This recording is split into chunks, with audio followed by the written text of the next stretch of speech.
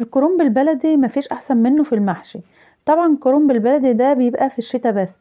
الافضل ان احنا نفرزه او نخزنه. انا كنت مخزناه مره معاكم على القناه، بس المره دي مختلفه شويه. بس يعني لو افضل ان احنا نخزنه الوقت علشان ما نشتروهوش في ايام الصيف، بيبقى كرنب مختلف خالص، وبيبقى يعني ليه ريحه وطعم غريب عن البلدي. ودي افضل ايام لتفريز الكرنب قبل ما يطلع يعني حاجات جوه الكرنبايه بتبقى طالعه يعني زي الحاجه المشعبه كده، فبجد بتخلي الكرنبه مش كويسه خالص. حتى لو الكرنبايه لسه جايباها من الارض بتاعتها هتلاقيها ورقها مجلد في المحشي.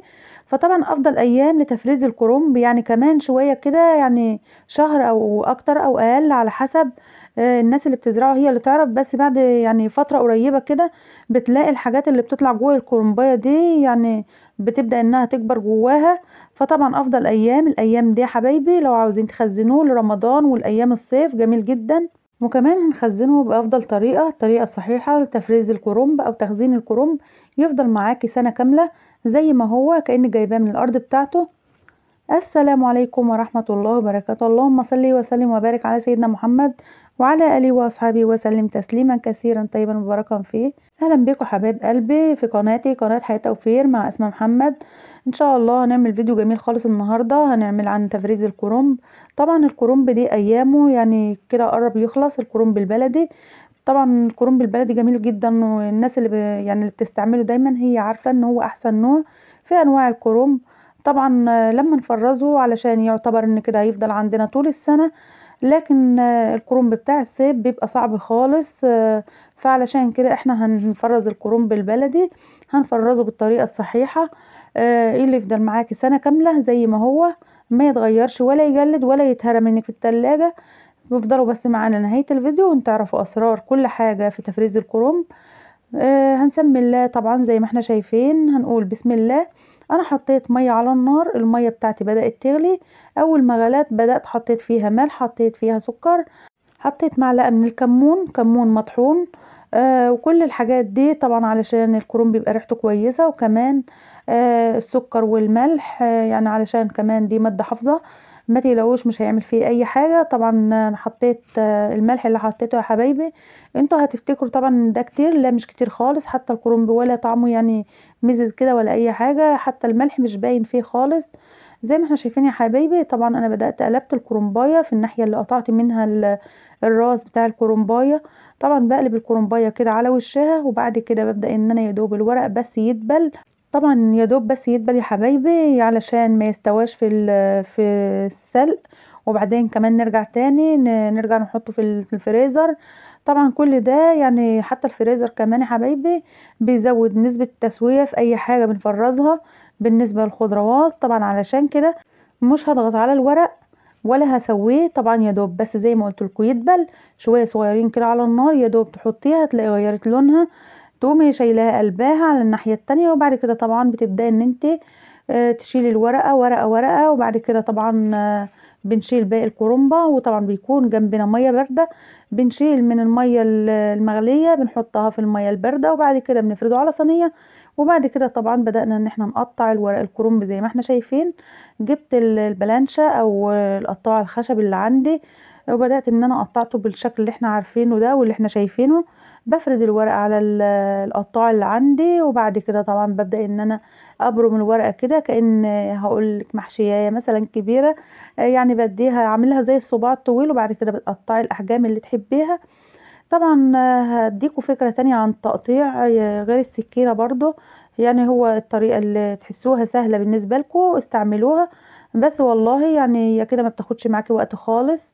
زي ما احنا شايفين كده انا بفردها، وبعد ما بفردها طبعا بقطع العرق بتاع الورقاية، وبعد كده ابرمها كده زي ما انتوا شفتوا برضو، وابدأ ان انا اقطعه زي صوابع المحشي. وبعد كده طبعا برصه في طبق الاطباق اللي عندي اللي انتوا شايفينها دي، وبرده بالمقص برده ما بياخدش مني وقت خالص. طبعا لو عامله كميه زي كده الافضل ان انت تقعدي على الارض، مفيش احسن من كده طبعا، لان يعني ايه هتاخدي وقت. انا بصراحه يعني عملت شويه كده على الرخامه. وبعد كده بدات ان انا قعدت، لان الورق كان كتير ما شاء الله، كنت عاملة 5 كرنبات، ال5 كرنبات جابوا ورق كتير معايا. وبالمناسبة حبايبي علشان ازاي تنقي الكرنب الصحيح سواء للتفريز او سواء للمحشي، طبعا انت بتجيبي الكرنبايه اللي تكون يعني مدوره دايرتها كويسه، الحجم اللي تحبيه، وما تكونش الكرنبايه مكبسه كده، تبقى الكرنبايه تحسيها ان هي ورقها مترص كده فوق بعضه، ما تحسيش ان الورق متكبس كده او عامله زي الكوره الكفر كده، لا هتبقى جامده جدا. العروق بتاعه الورق، هتلاقي الورق اللي جوه الكرنبايه اللي بتبقى يعني مكبوسه ورق دي، بتلاقيه الورق فيه عروق كتير خالص. فبصراحة يعني حتى كمان لو هيعمل صباع المحشي هتيجي تحشيه، هتبص صباع المحشي مش هتحط فيه كمية رز كتير، وهتلاقيه في نفس الوقت تخين كده ومقلبظ. ليه؟ لان الورقة بتاعتنا تخينة اصلا وبيبقى فيها عروق. يعني يا حبايبي طبعا انا بحب الكرنبايه اللي تكون دايرتها كويسة، وفي نفس الوقت ما تكونش متكبسة كده وجامدة. احب الكرنبايه تكون مهوية شوية، او يعني كأن زي ما بقول لكم كده الورق يعني مترصص كده او مرصوص فوق بعضه، علشان بس يعني تكون الكرنبايه ورقها كله صحيح، وكمان ما يكونش الورق كله عروق. بيبقى كل فاصل كده العروق اللي هي بتبقى مرسومه في ورقه الكرنبايه، طبعا احنا عارفينها دي بتبقى العرق بتاعها يعني عروق تخينه كده. فطبعا لا، انا عشان كده بقول لكم الكرنب ده المفروض زي ما بقول لكم بتكون الكرنبايه مهويه شويه والورق بتاعها مرصوص على بعضه، بتبقى دي افضل كرنبايه يا حبايبي. وبعد طبعا ما قطعته بالطريقه اللي انتوا شفتوها، يعني قطعت كذا ورقه بالسكينه، وبرده عملت معاكم يعني كذا ورقه برده بالمقص. طبعا الطريقه اللي تستسهلوها او تحسوها سهله بالنسبه لتقطيع ورق الكرنب اعملوها. يعني انا قلت يعني اقول لكم فكرتين اتنين في تقطيع الكرنب، والاسهل لكم حبايبي طبعا اختاروها واعملوا بيها. بس المهم تفريز الكرنب يا حبايبي زي ما احنا شفنا كده، ما تحطيش اي حاجه في الميه، الميه بتاعتك تكون يدوبك غلت، وبعد كده بتحط لها معلقه سكر، حط الملح اللي تحطيه مش هتفرق.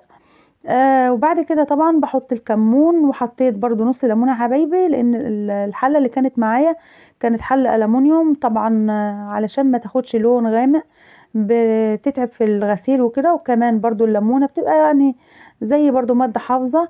يعني اعملوه بنفس الطريقه هيعجبكم جدا وهيفضل معاكم طول السنه. اعملوه بس بنفس الطريقه، وكل سنه وانتم طيبين يا حبايبي. هينفع معاكم في رمضان، هينفع في عزومات، هيوفر عليك وقت ومجهود. يعني لو حتى كمان انت محتاره هتعملي ايه وفكرت كده ان انت تعملي محشي، هيكون طبعا الورق جاهز عندك.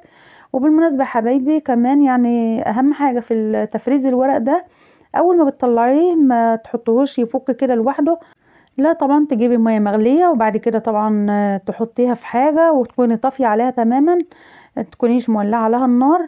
طبعا بتحطي فيها الورق، وبعد كده يعني يا دوب بس بتقلبيه كذا تقليبه، وبعد كده بتشيليه تحطيه في مصفى، وبعد كده يا حبيبتي تبداي تحشيه. وجربوا الطريقه دي يا حبايب قلبي هتعجبكم جدا. يلا حبايب قلبي بقى اعملوا لايك للفيديو واشتركوا في القناه. يلا حبايب قلبي اترككم في رعايه الله وحفظه، والسلام عليكم ورحمه الله وبركاته.